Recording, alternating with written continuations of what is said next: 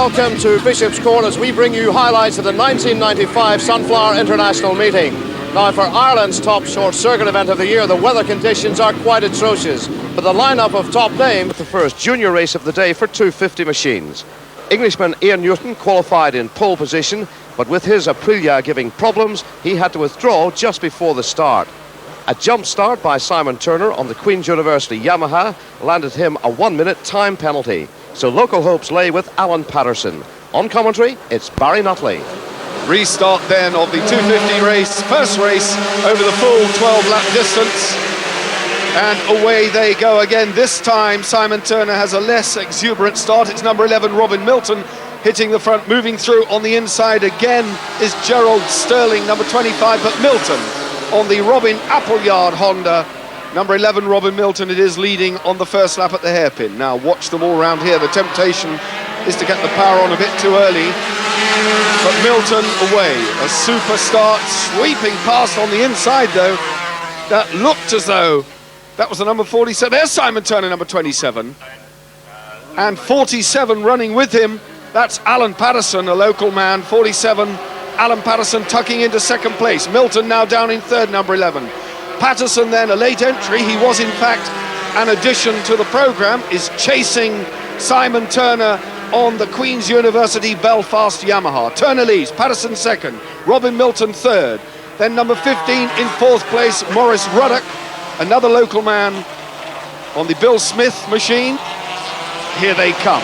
Onto the start-finish straight, down the Lismore straight then, Turner from Patterson, number 47, third place, it's number 15, fourth it's number 33, fifth it's number 11, Robin Milton, exiting the hairpin, up towards the left-hander, flicking it through Deegan's, right and left, and Patterson going in, number 47, Patterson going the long way round.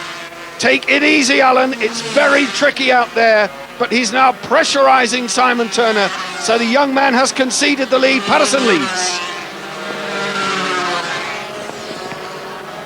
Skipping the knee over the curb as they go through fairways up towards the right-hander of Rigawadi, another little flick left, and then they are back on the sharp right-hander at Dunsfort with the start-finish straight in sight. At Dunsfort now then with Alan Patterson. He will be, oh no, one more bend to go, a lot of lefts and rights through there.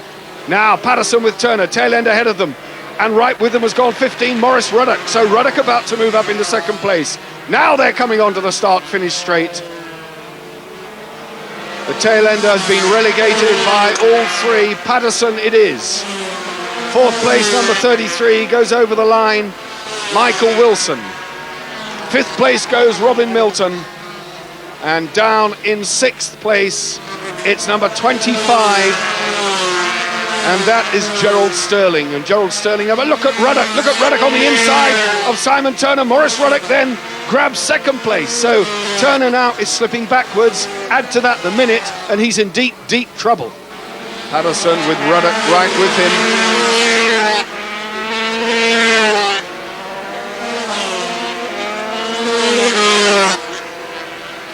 The Bill Smith Yamaha under Ruddock, number 15. Maurice Ruddock now is closing dramatically. The gap is now visible. It was something like 50 machine lengths, but now Ruddock is there. He's really in the hunt, he can see.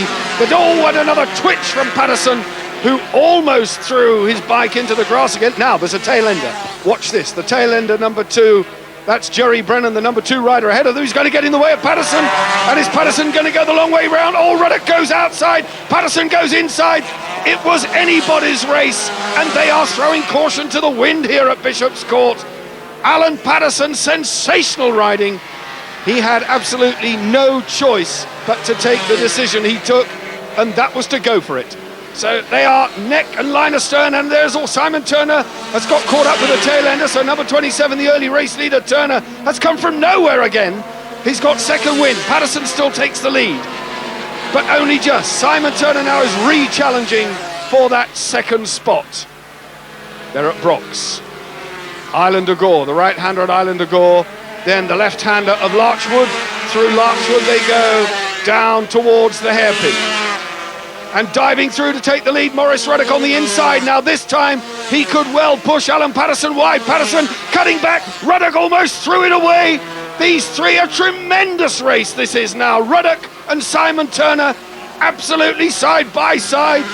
Simon Turner knows that he's got to do something very special. I don't know what happened to him. He must have lost concentration halfway through the race. But now he is back here, really going like a man possessed.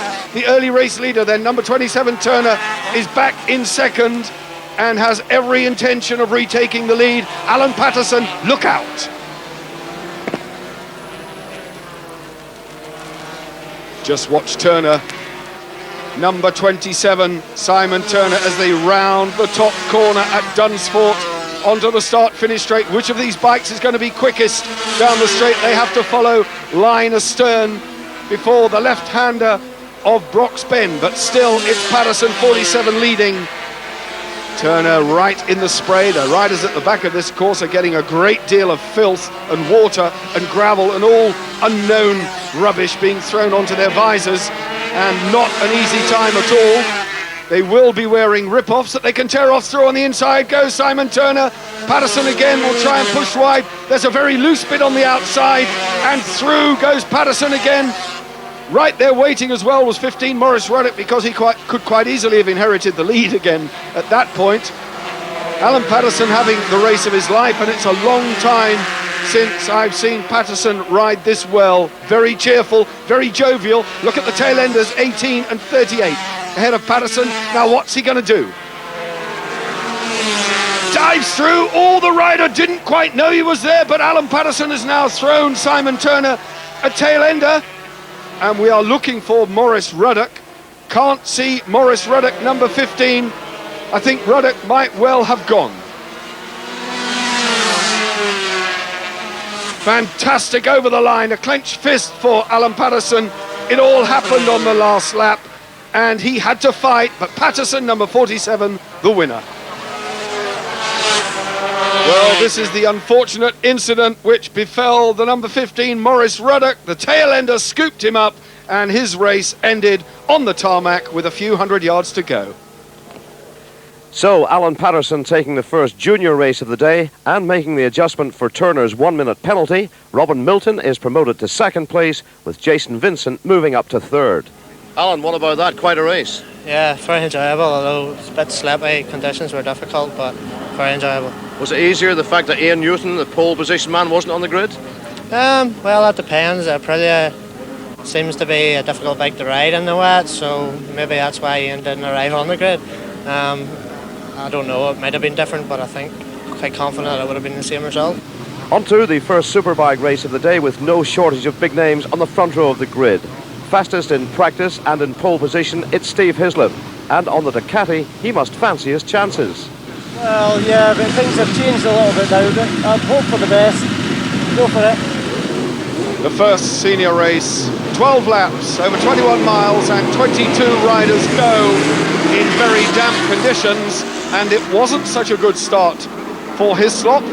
Number 21, Jim Moody on the Honda, last year's winner, hits the front from the word go, but Alan Irwin, number 2, has gone with him. So the local man, Irwin, now hits the front on the Ducati. Alan Irwin, the Bishop's Court specialist, in wet conditions has taken advantage of the very, very wet, sodden and tricky conditions which prevail on the circuit, and has taken the lead. Irwin then, number 2, leads. Almost in a class of his own, I have to say, but he has to keep it up for the whole race distance, obviously. Steve Hislop, 11 times TT winner in the distinctive fluorescent red helmet, is in second place and will be getting used to the conditions, and I predict that Hislop will gradually turn the wick up. Here comes the race leader then, Alan Irwin. Hislop taking the tight line out of Dunsport onto the straight, and Michael Rutter on the Team Great Britain Castrol Honda down there in fourth and just being dropped away, but we're going to stay with Irwin. All he needs to do is maintain the speed, gently round, going very, very carefully, and my goodness me, he has to go carefully. Look at this battle now for second place, a wheelie from Hislop, put the power on the Ducati. Rutter's closing. Michael Rutter, number 16, very good on the brakes. Look at Rutter going for third place and taking it. Michael Rutter, number 16, sliding through on the inside of the new British champion. So the precocious Michael Rutter with a tail ender number 35 ahead of him, now in third place. Alan Irwin on the Ducati is riding the machine that, or the type of machine that Michael Rutter would have been riding, and that was a little bit too much too soon. That was a question of opening the throttle and just feeding in too much power. The back wheel broke traction and almost resulted in what we call a high side situation, and that's when the bike bites and spits the rider off over the top. I wish I'd put money on this, because I felt that as Hislop goes up into third past Matt Llewellyn, so the battle of the Ducatis for third and fourth is being resolved in favour of Matt Llewellyn. Michael Rutter's, though, tenacity, his experience and his youthful exuberance is beginning to wear down Alan Irwin, who might just be getting tired. He might just be having tyre troubles with the Ducati, I don't know. But certainly Rutter is closing dramatically and is going for the race win.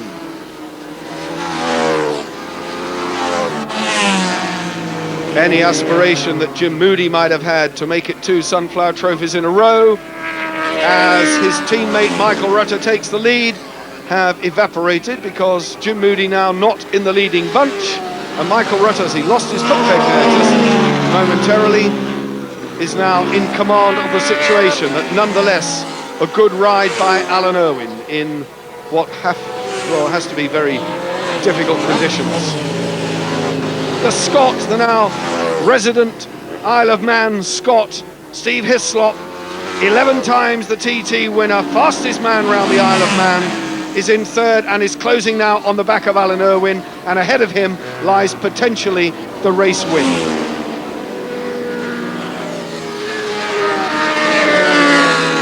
What we've seen, of course, is Steve Hislop feel his way round, get the measure of a damp circuit. He wasn't going to go out from the word go in unknown conditions. It is his first visit to Bishop's Court, so not only has he had to learn the circuit, he's had to cope with vastly changing track conditions for the race from those which he set pole position time in practice.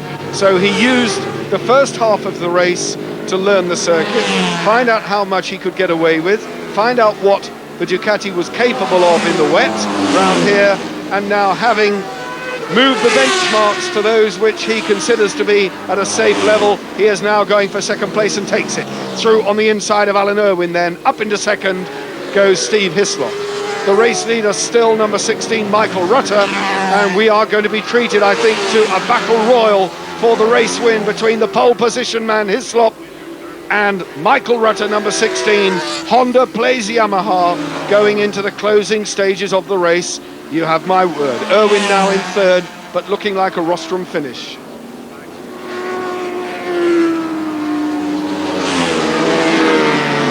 The pit crew leaning over the wall will be giving Michael Rutter the sign as he gets a tail ender ahead of him. That's Marty Delaney from Era. So the Southern Irishman is in fact really getting in the way now of Mike Rutter, and that's allowed Hislop to close right on the back wheel of the Honda man. And is Hislop going to go the long way around the tail end, or is he going to grab the opportunity and go slip through the inside? Look at him side by side with Rutter and Martin Delaney. Such trust. Hislop it is, emerges from that in the lead, or does he? The last lap flag out then. Second place Rutter, third place Alan Irwin, and race leader Steve Hislop then with 1.75 miles now to do of the Bishop's Court circuit. And we'll watch the stylish Hislop at work, throwing it through the left, Larkwood down towards the hairpin. This the hairpin that caused so much problem for the riders in wet practice. Exiting the hairpin then, Hislop puts the power on, and the next bend will be the little right-handed flick of Deegan's. Into Deegan's right, another tail ender ahead, up into fourth gear up through here, into fairways, a left, another right at fairways, still in fourth gear, up towards the right-hander of Ringawaddy, all the way around Ringawaddy with a little left flick on the exit. There it goes. This is second gear now through here.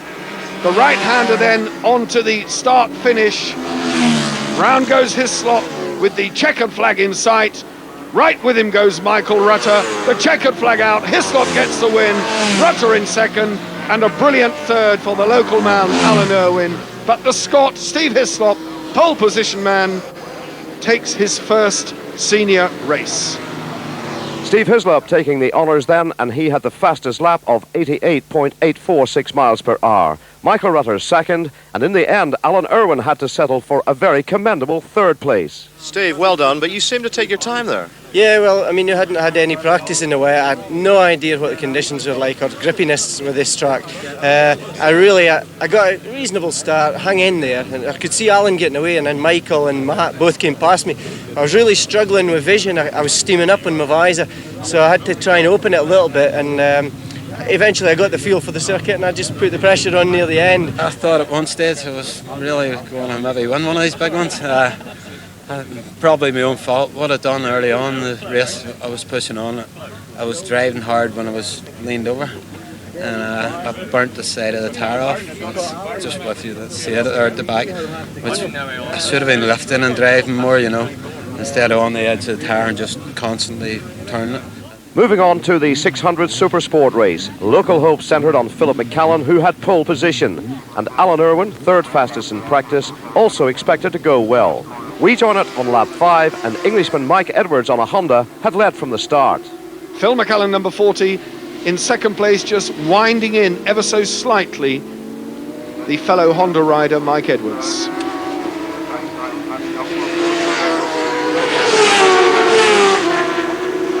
Third place, the number 6 Kawasaki of Richard Britton. And Alan Irwin is there too. Look at Alan Irwin. Irwin now up to 5th, number 2. So from a dreadful start, Alan Irwin is closing. In 4th place, number 39, and that's Nigel Robinson. So these are all local men. They are all familiar with Bishop's Court. Irwin is making a bid for 4th place, and my money says that Alan Irwin, number 2, will move past the number 39 rider and go for 4th place. He then has a job of work to do on the number 6 Kawasaki of Richard Britton. Through fairways on the back of the circuit, Edwards, McCallan is closing through with it. Oh, the back end's gone. McCallan is down into the gravel. Phil McCallan has thrown it away. That's one second-hand motorbike. McCallan rolling in the gravel. Let's hope the rider's okay, because he's got a big event next weekend. That is McCallan's race bike for next weekend in Catalonia that he has thrown away into the gravel. But is Phil McCallan okay, and will he be okay for Catalonia next weekend? There is Phil McCallan on the long walk back to the pits. So the rider fit and well. Fortunately, the bike, I have to say, less so. Race leader now by a clear mile, Mike Edwards. Confirmation of the result, Edwards led from start to finish and had 17 seconds to spare over the Kawasaki's of Alan Irwin and Richard Britton. But after promising so much, how did Philip McCallan come to grief? I think I clipped just the apex of the corner of the curb going into the turn, and it started the front wheel to slide, and there was no saving it after that. And I think you're badly bruised. Yeah, well, sort of legs, arms and shoulders, but nothing to worry about. What about the bike? Well, we're in a bit of trouble there, because on Friday, my number 2 engine blew up here just when I clinched pole position, so we used my number 1 bike, and unfortunately I crashed it today, so we've got a lot of building and doing, and engines to sort out before tomorrow. Yeah, you're due in Spain on Wednesday for a Thunder bike round, aren't you? Yeah, we're supposed to leave tonight and start travelling, but we'll have to head back to workshop now and, as I say, strip 2 engines, build 1 between them, get a chassis together and head for there. Next up, it's the first 125 race of the day, with the small bikes always guaranteeing plenty of close, exciting racing. But from the start, Philemon's had built up a commanding lead. We join it on lap 3. Look at number 22, though, Adrian Coates.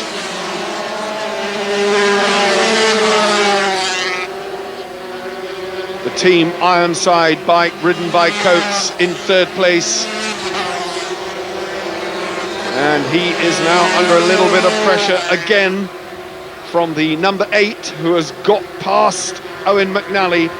So Stephen Thompson, it's Mick Lofthouse. It's Mick Lofthouse on a Yamaha. So these Yamahas really coming good. The Honda number 6 in 2nd place. Yamaha, Adrian Coates in 3rd. Yamaha, Mick Lofthouse, number 9, in 4th, and he is shadowing Adrian Coates. Lofthouse with a wealth of experience. 3rd in the Ulster Grand Prix 125cc race. However, at Donington Park last weekend, Lofthouse crashed and spent most of the morning with his hand in an ice pack, and then later on rode in the race. Obviously fully recovered from that. Falls though, number 6 in 2nd place. Jim Falls, electronics engineer from Belfast, number 6 Falls. But look at Mick Lofthouse, number 9, squeezing through into 3rd place. Adrian Coates, no, just grabs it back again. 23-year-old electrician, not going to have any of it. So the Antrim-based Coates is going for 2nd on the inside of Jim Falls. They are touch and go, but Coates takes it. Eric Lyons will be absolutely wild with enthusiasm because his boy is now in 2nd place, and ahead of him he has a clear track, and it's Phelim Owens, the race leader. Coates from Antrim in 3rd place, number 9 from Accrington, Mick Lofthouse. Then number 7, that looks as though that might be Jim Falls. It is indeed, that's Jim Falls. So Jim Falls is down. The Honda of Jim Falls went off. Falls, though, walking away, obviously a bit disconsolate, but nevertheless the machine and Falls both relatively undamaged. Ahead of Adrian Coates there is a tail ender, and it'll be interesting to see how he handles him. He handles him very well indeed, but the tail ender pitches his bike into the path of Mick Lofthouse, making Lofthouse go wide round the outside. Coates stole a bit of a march there and managed to increase his lead marginally. Phelim Owens, though, is streets ahead of the rest of the opposition. There's the race leader, Phelim Owens, the 30-year-old from Dungannon, pole position man, looking as confident and as fast as I've seen him in many a year. Owens, of course, qualified as a wildcard ride for the British Motorcycle Grand Prix this year at Donington Park, but regrettably was unable to take up that ride due to an injury. So maybe 1996 will be Owens' year for Grand Prix honours. Through on the inside of Brock's Bend goes Mick Lofthouse up into 2nd, and fighting back though as they go to Island of Gore. The right-hander of Island of Gore, Adrian Coates, has by no means given up. So this one going to go all the way round. They are on their last lap. They've got 1.5 miles to do. Adrian Coates goes into the right-hander at the hairpin on the brakes. They're exiting the hairpin. Has he run wide? Mick Lofthouse has got it all to do again. Sprinting away, the right-hander of Deegan's will be next. And this is a flat-out 4th gear, 100-mile-an-hour complex all the way through here on these 125s. The right-hander again into the 2nd lot of bends at fairways. Another right flick, another left flick, and then a steep right-hander of Ringawaddy is on the inside. Goes Mick Lofthouse, but no. Exiting Ringawaddy, a little left flick again, but is Lofthouse leaving it too late? Is there anything to do? The next right-hander will be Dunsford, as onto the start-finish straight they come. Lofthouse is having to go the long way round, and Adrian Coates has done it. The checkered flag is in sight. Adrian Coates and Mick Lofthouse, a terrific 2nd and 3rd, but the race winner, a superb display of riding in the 125s by Phelim Owens. So Phelim Owens coming in ahead of Adrian Coates and Englishman Mick Lofthouse. It was a start-to-finish win for Owens, an easy win despite a very strong lineup. It was. I thought Jim and Robin Appleyard would have been really pushing hard, because I've been on the 250 for the first time and I found it difficult to get back onto the 125, and the 2 warm-up laps, so it's finding the 125 a wee bit difficult. Winning 2 years in a row, that's nice. That's nice. I missed this first race last year, but I've got it this time. Phelim got a real good start and got away when everybody was holding each other up, and then when I got through to 2nd, I just couldn't make any ground on him, but it was good. There's some great racing there with Mick Lofthouse. Yeah, it was close. It's very scary in the wet. You don't know when the bike's going to let go, but it was good. And so we come to the feature race of the day, the Sunflower International. Last year, Jim Moody won it on Yamaha. Can he do it this time on the Honda? Or will it be the other flying Scot, Steve Hislop, on the Ducati? Let's find out. Here's Barry again. In the middle of the front row, last year's Sunflower winner, Jim Moody, the Glaswegian. Can he make it 2 in a row. This year, of course, he's on Honda. Alongside him, probably having his best season so far, Matt Llewellyn, and the pole position man on the Ducati, Steve Hislop, who was unbelievably quick round here in dry qualifying yesterday. But as you can see, conditions very, very different. This race will be run over 12 laps, 21.72 miles. And the front row very much unchanged, I think, from senior qualifying. Ray Stringer, Hislop's teammate with the green helmet there, riding number 17. And local man Alan Irwin, number 2, nearest the camera. There's Irwin on a nice, shiny, brand new Ducati. Rode it very well earlier on today. Can Irwin win the Sunflower? He's won it before, but of course in recent years the competition over here has been extremely hot. Watch the lights, away they go, and a cracking start. Oh, from the middle of the front row, Moody had a good flyer. And, oh dear me, I think Michael Rudder got away well too. Hislop not very good at all. And it's looking as though Moody's there. Moody there, and did Michael Rutter go with him? Yes, I believe he did. It's the Honda pairing then. Moody lead, Rutter in second. Alan Irwin, number 2, is hanging in there on the first of the Ducatis. Mike Rutter, number 16, he's a master in the wet. And I just said earlier that had he been on his Ducati, it might have been a different story, because the Honda, not the best handling piece of kit in the world. Rutter leads then, number 16. So Michael Rutter, the 23-year-old from Starbridge, right with him, Alan Irwin. Then it's Jim Moody. We are looking for Steve Hislop, and I suspect that with 12 laps, Steve Hislop will take a very, very steady time. He'll get himself fired up. There is no sign of Hislop in the leading bunch, though. In the early stages, Alan Irwin, number 2, shadowing Michael Rutter, racing number 16, who's stepped onto the Honda for this weekend just to keep his hand in. Hislop then down in 5th or 6th place, and I'll confirm that with you. There's Stringer. The rest of the bunch threading their way through. Some of the fastest 250cc riders are here as well in the big Sunflower. Alan Irwin going around the outside of Michael Rutter, splashing his way through the puddles. Irwin then with the yellow helmet, the number 2 Ducati, leads now by 3 or 4 machine lengths. The next left-hander, as he goes into the left-hander of Larchwood, down towards the hairpin. This is bumpy, it's rough, not the best surface in the world. Be easy when you put the power on, feed it in on the Ducati. Rutter's there, then it's Moody, then it's Llewellyn. Number 30 coming through as well, Rodney McCurdy, another local man. So another Northern Irish man just ahead of Steve Hislop, the newly crowned British champion. Talking of British champions, household names, Halewood, Sheen, another one, Haslam, Ron Haslam standing next to me. Ron, you've not ridden here, but these conditions have got to be difficult, eh? Yeah, they're really difficult. I think the biggest problem is the surface has got a really lot of grip for the wet conditions, and the English lads aren't quite used to it yet, so I can see the pace even getting knotted towards the end. Well, in the earlier senior race, we saw Hislop feel his way round. He got better and better. He got quicker and quicker, and he backed up what you said by the tyre. He was using it maybe gently and gently. He felt what the track could do, and then he could get quicker as the race went on. Yeah, it's as I say, they all sort of still feeling the way around here. It's a quite bumpy circuit, but I think they all know the way now, so we look forward to a good race. I suppose Alan Irwin out there in front, he's a Bishop's Court specialist, he does a lot of practicing here. That's the reason why he's going so well. Yeah, I think when they watch him and see where he goes, I think they'll just copy it and hopefully get back in touch with him. Well, thanks, Ron. We'll pick you up in the closing stages, but right now we're with Alan Irwin, race leader. He is going like a train, knee on the tarmac. He really is looking good. Michael Rutter, number 16, is still with him. So the Honda pairing of Rutter and Moody giving the crowd, and there's a good crowd here despite the weather, something to shout about. Here they come. Hislop now up to 4th. I saw a flash of fluorescent pink crash helmet there. There's Steve Hislop, number 1. McCurdy, number 30, down in 5th, and Matt Llewellyn just hanging on to the tail end of that bunch. There goes Llewellyn, Mr. Consistent Matt Llewellyn.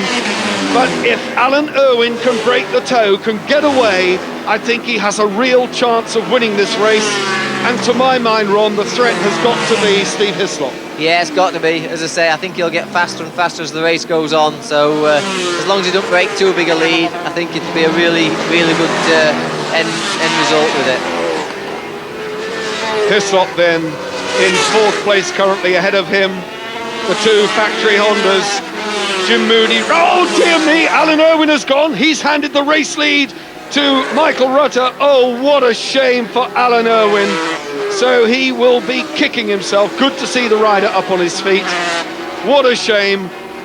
I have just no idea what happened. If we can get a rerun of that, maybe Ron will have a better idea, but it looks to me as though the front went away. It seems that way. Yeah, it looked a little bit wide when on the bit what we're seeing. It looked like it was slightly a little bit wide on the, a bit more slippier ground out there. Yes, he was definitely wide out there and he was trying to pull it back, and obvious the tyres couldn't take it. Now, Hislop, the Ducati sandwich, filling in the Honda sandwich. You can see Rutter, and I knew Rutter would go well in the wet. He's very, very good in the wet, and he now has the newly crowned British champion, 11 times TT winner, Steve Hislop from Hoyk, now resident at Onchan in the Isle of Man, ahead of Jim Moody in 3rd. That means that McCurdy, the number 30, Rodney McCurdy on the Kawasaki, has been elevated to 4th place. Hislop then going for the win, feeling his way and takes it, takes the lead. Steve Hislop then with his nose in front. Honda's now 2nd, Michael Rutter. Honda 3rd, Jim Moody. That was a great overtaking move, Ron. I don't think there's going to be any catching him. No, he's come from further behind to take the lead. I think he's going to start extending that lead now. He's really confident about it, and I think you can just see him, he might extend it from here. Hislop now has pulled away just a bit more from Michael Rutter, and I think that little twitch from Michael Rutter stretched him, Ron. Maybe he was pushing the Honda just on the ragged edge. He's setting a really good pace, but I think he's aiming to push it right to the edge to keep with it. I guess in these sort of conditions with the wet circuit, that the power of the Ducati is more manageable, it's easier to ride. I would think the Honda's quite a handful. It is a little bit, but it's in 2nd place at this point. It's a lot easier to take a marker off him and try and pull it up to him. So Hislop's got it all to do at the front, got to set his own pace. Well, the number 23 there, Stephen Ferguson, or was it 22, Wolsey Coulter? I'm not sure. Then it's Wolsey Coulter they've just gone past, according to the programme, so that's on the Turtles Yamaha 250. Hislop then battling his way down the straight in the spray in foul conditions. They really are very, very bad conditions. So into lap 10, so we have 2 laps remaining after this, and a jubilant Steve Hislop if he holds it all together, but the battle is not over for 2nd, because Jim Moody is now fighting back at the precocious Michael Rutter on the bike for one weekend, and what a display he's given Mike Rutter. Moody though fighting back, going for 2nd. Can he pull it off? Well, Moody's got the experience, Rutter's got the enthusiasm. Which way is it going to go, Ron? I think Jim's going to try it, even though that they're running under similar colours. But Jim's had a lot of experience on the Honda compared to Michael. Well, it's looking that way too. He's right there, just shadowing him, right for right, left for left, as they go through the complex on the back of the circuit, then up to the left-hander, flicking through after Ringawadi before they come on to Dunsfort, which is the bend at the top end of the start-finish straight, and sprinting down the line. It's still Michael Rutter just with his head in front. Moody though, oh, Moody whizzes through, beautifully taken on the left-hander into Brock. So Jim Moody moves up to 2nd place. And that was a classic overtaking move. Whether Rutter went wide or he slowed, I don't know. Did Moody just do it on the brakes? I think it's, as you say, when you're behind, you just look at the other pace and sort of match it and get a little bit quicker. I think now Michael should actually stick with him and try and come back at him again. Well, we've seen hard-charging Michael Rutter before, and I've every reason to believe that he's going to do as Ron Haslam predicted. He won't settle for 3rd. If there's anything he can do about it, he'll go for it, and that means putting Jim Moody, number 21, under maybe just a little bit too much pressure. However, Hislop then, the next time round, will collect the yellow and black flag, which means there is 1.81 miles of the Bishop's Court circuit remaining for him. He's not really concerned with what's happening behind, provided they don't pass him. The tail enders now still very much in the way. The last lap flag is out. Hislop is on his way. Ron, a last word from you. What a display. Oh, fantastic. I think, as they say now, they know it's the last lap, and I think they're starting to settle into a good position now. So, they've all seemed to have broke between each other. So it's really a brilliant race. First time here too for Steve Hislop. He's got to be pleased, doesn't he? Oh, he's got to be over the moon with that. He's riding so well now.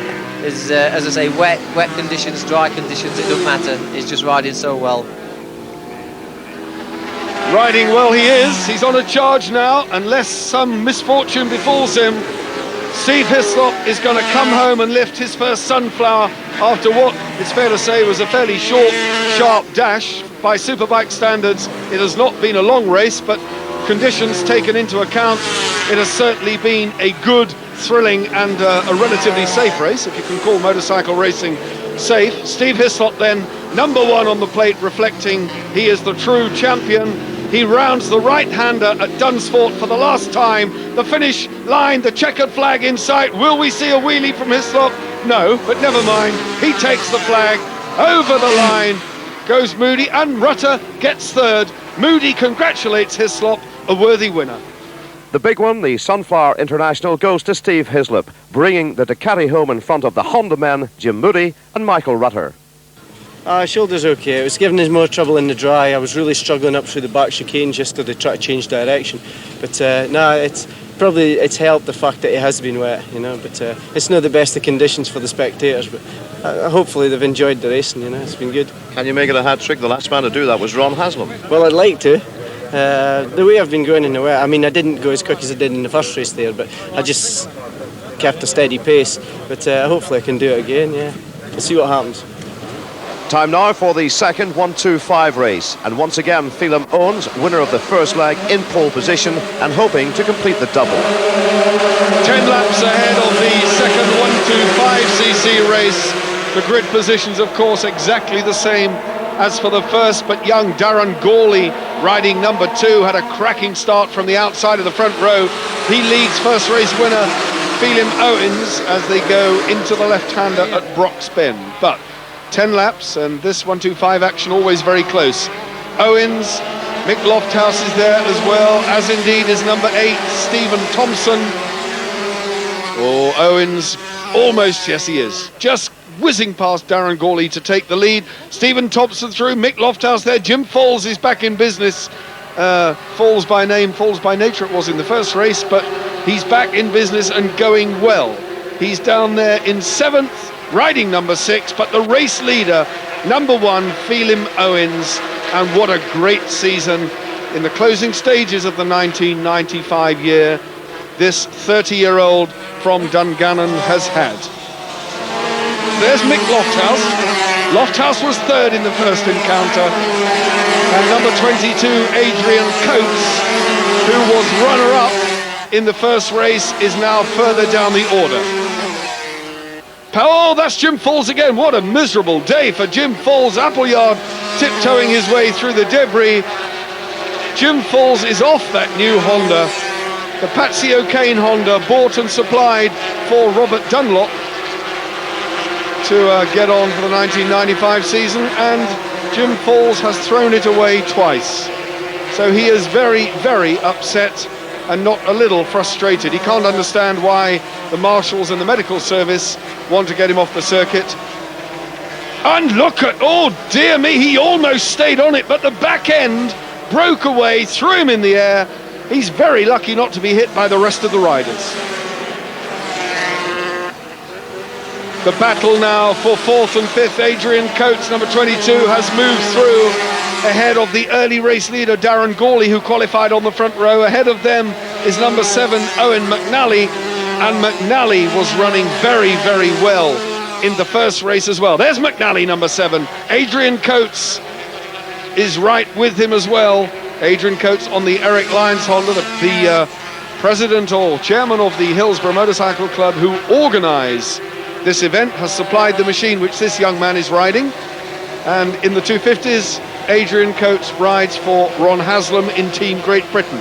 But he has his eyes firmly now on third place and is going to go for it. Third place at the moment, the number 7 Honda of Owen McNally. Yamaha, I beg your pardon, of Owen. Oh, look over the shoulder, he knows Coates is there, and Coates is right in his slipstream. Out of that slipstream, Honda versus Yamaha. McNally loses out on the elbow bashing duel. Oh dear me, he's going to do it on the brakes. Has he gone in too hot? Oh, fantastic, sensational stuff from Owen McNally. Very, very brave that was, I can tell you. McNally's still there. A determined attack again by Adrian Coates. This time he makes it stick. Goes in on the brakes and he's there. But has he gone in too hot? No. Exiting that hairpin, he's away. Oh, great. So now sprinting up towards the right flick and the left flick as they go through Deegan's. McNally and 22 Coates. This is the battle for third. There's another left and another right, and he can do precious little but just shadow the third place man at this point. Oh, brilliant stuff. McNally and Coates all on their own this battle.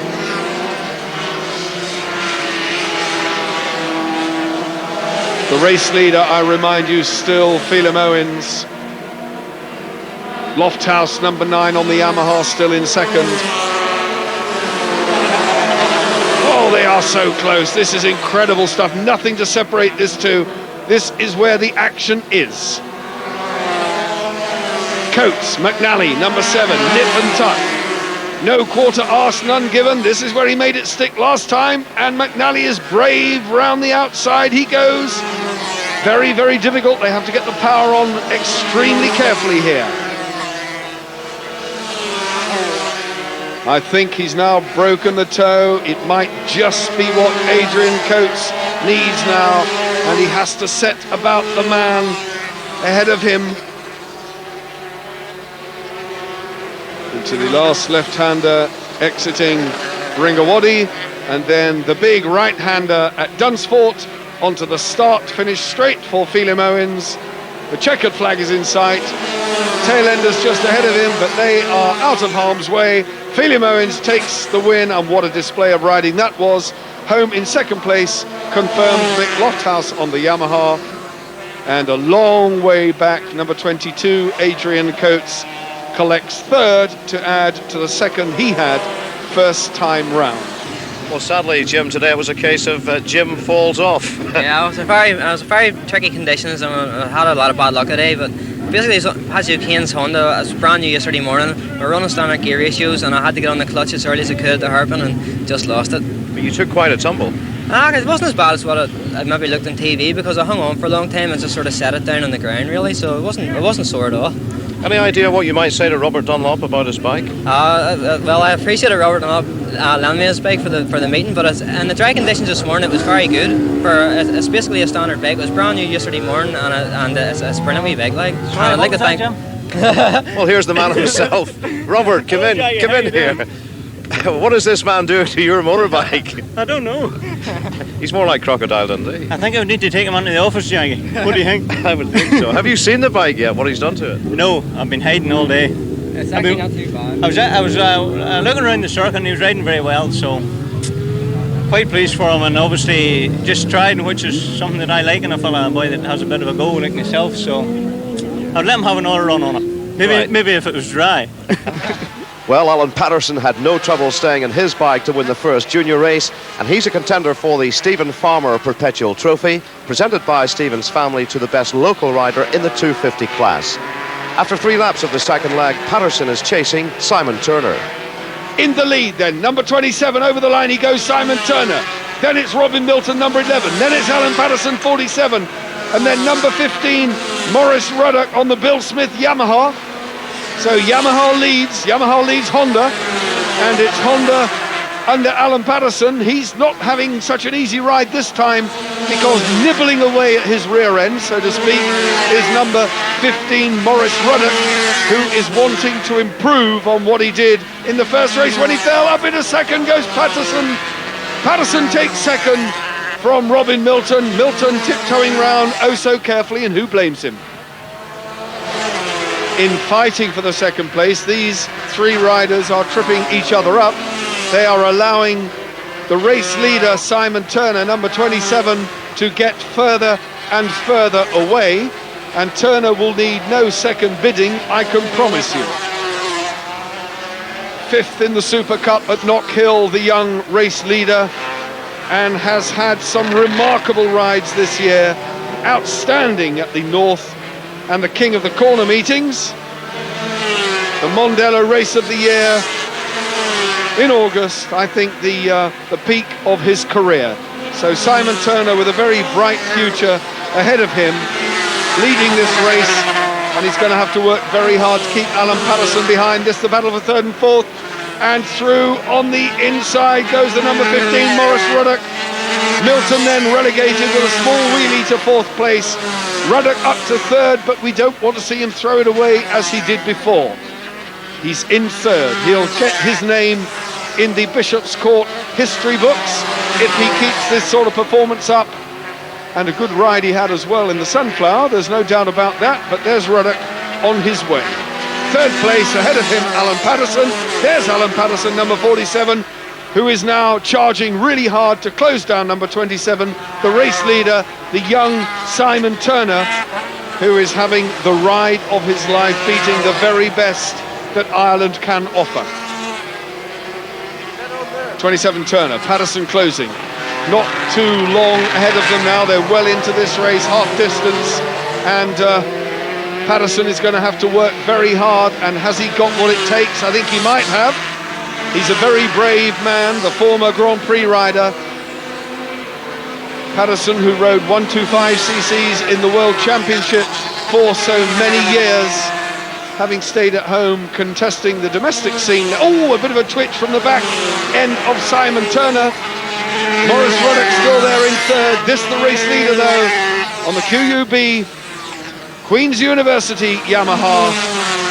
Oh, it's not good, it's rough, and that's allowed Patterson to close. That is very, very bumpy there indeed. They've gone past the tail ender, and the tail ender now well and truly out of the way, and still this the battle for first and second.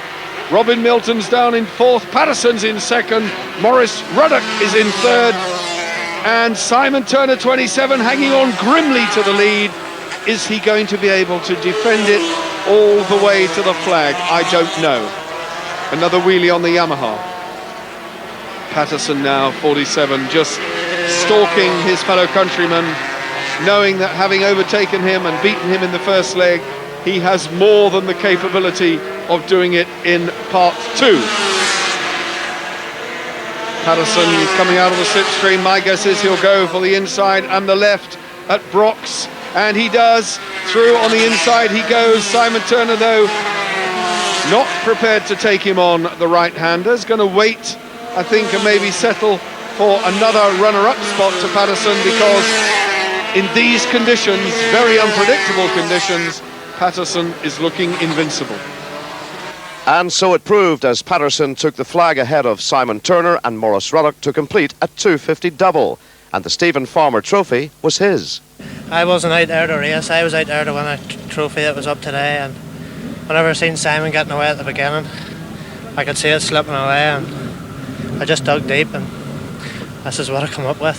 But to do a double today on a borrowed bike, that's quite something. Again, I have to thank Robert McLaughlin. Without him, like, this wouldn't have been possible, and I think this is winning that trophy today is about the most important thing in my racing career. And so to the last senior race of the day, with Hislop in search of a hat-trick of wins. Only Ron Haslam in 1989 had achieved that treble before. And the way the Ducati was running, the Flying Scot must have fancied his chances. Steve, you must be sitting here feeling I can win this easily. Well, I hope so, but like in conditions like this, anything could happen. And it's now or never for the hat-trick. Well, I'd like to finish the day on a high note, so we'll see what happens. Well, it's a depleted second senior race that lines up with both Matt Llewellyn and local man Alan Irwin missing from the front row due to machinery damage. Hislop going for 3 in a row, but the 2 Honda riders got the jump on him at the start. Jim Moody leads the race from Michael Rutter. Hislop, though, through into second place as I speak, having to tiptoe very carefully because the rain has still been falling all afternoon here at Bishop's Court. Through on the inside again into second place. Oh, and a fall. Oh, 2 bikes go down. Both riders, though, wondering quite what that was all about, but riders up on their feet, machines a bit damaged, being helped away from the right-hander. Jim Moody, number 21, leads. Michael Rutter, number 16, acknowledged by the rest of the riders as being very good in the wet, and he's putting that to good effect here. Hislop, though, being very brave, going round the outside of Michael Rutter as they go through the swinging complex of bends up through fairways, coming towards the right-hander now of Ringawadi, and Hislop stalking Jim Moody, last year's Sunflower winner. Moody had a very, very good ride in the first senior race and dropped, in actual fact, at the final flash, dropped down to 5th place. But Moody certainly started very strongly. Hislop it was, though, who got the win from Moody's teammate, Michael Rutter. So, senior race winner, Sunflower race winner, and now this, the second senior race. Is it going to go to the Ducati-mounted Steve Hislop? If he does pull off the treble here today, it'll be the first time in 6 years since that was done. 1989 was the last time, and it was, in fact, Ron Haslam who performed the treble here, but it wasn't here, it was at Kyrgyzstan. But at the Sunflower meeting, Ron Haslam in 1989 took 3 in a row. The customary style of Hislop, though, is to go steadily through the early stages of the race and then gradually increase the momentum, build up the speed, push the limits of tyre adhesion just a little bit more on the Ducati until he's in front, and from then on there will be no looking back. At Dunsport then, coming back onto the start-finish straight, the Team Castrol Honda of Jim Moody pitted up against number 1 Steve Hislop, the newly crowned British champion. Alongside the pit wall, they are doing something in the region of 155 miles an hour. In dry practice, would you believe, the electronic logging data on Moody's Honda recorded 164 past the pit wall, and that is unbelievably quick. And if you were standing by that pit wall, you would understand and know just how quick that is. It takes the air away as the bike bullets through past the pit wall just a metre away. Moody then on the Honda going well. He knows, though, because the pit board is out telling him that he has something like 0.2 of a second only over Steve Hislop, fellow Scot. Number 21, Jim Moody, who earned a fantastic reputation on the 600cc class and indeed the 400cc Supersports class, winning Isle of Man TTs in both those categories.